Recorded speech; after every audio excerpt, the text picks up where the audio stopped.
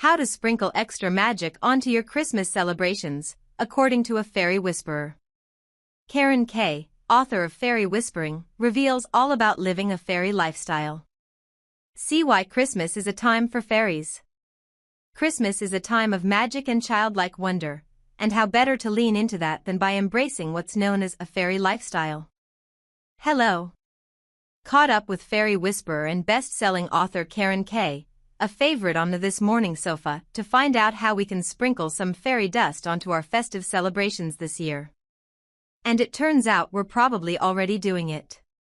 When we have a tree, we decorate it, we make it look pretty, we make it look sparkly and magical and beautiful, smiles Karen, whose book Fairy Whispering, as well as her oracle decks, are published by Hay House. Now, going back into history, they would bring in the trees from outside. And the fairies are connected with trees, so they would place fairies or a representation of a fairy on top of a Christmas tree to symbolize that.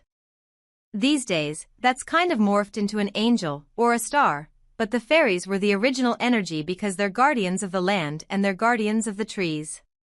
So putting a fairy on your tree will immediately bring in some energy of the fairies.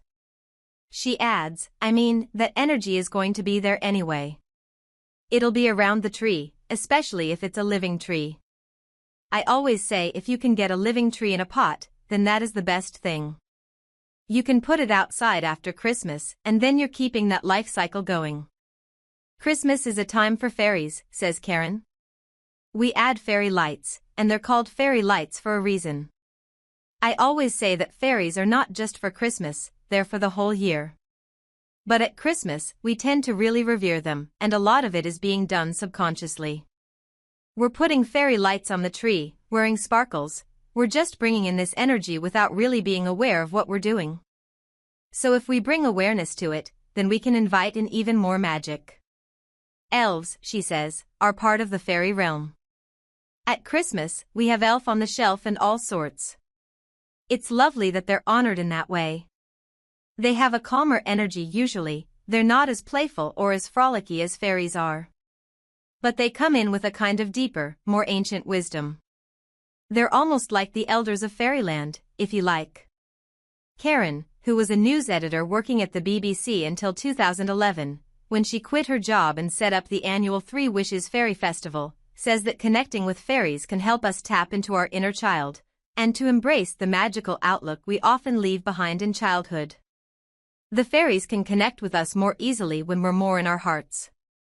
And it doesn't mean we don't need the mind, of course we do, as functioning adults, but we can allow the mind to come through the filter of the heart.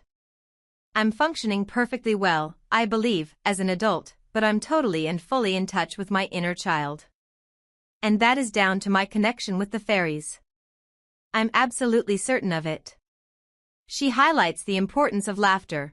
You're releasing the happy endorphins that make you feel good, and when you feel good, the world looks brighter and lighter and better, as well as swapping anything you use containing chemicals for something more eco-friendly, picking up litter and being more mindful about the environment as other ways to tap into the fairy lifestyle.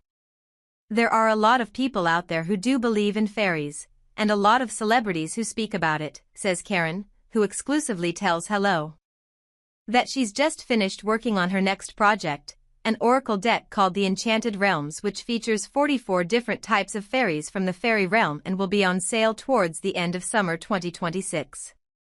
Indeed, Lady Gaga has spoken of the fairies who help me write music, while Daisy May Cooper has attended Karen's festival and uses her fairy oracle decks. I do get contacted by a lot of people who have had experiences, but they don't have the courage to share them for fear of ridicule. As I know from experience, people will often ridicule you and say, "Oh, you're away with the fairies," or "she's airy fairy," but I really don't mind that anymore. She adds, "I came out of the fairy closet a long time ago." Fairy Whispering and Karen's oracle decks are on sale now, published by Hay House.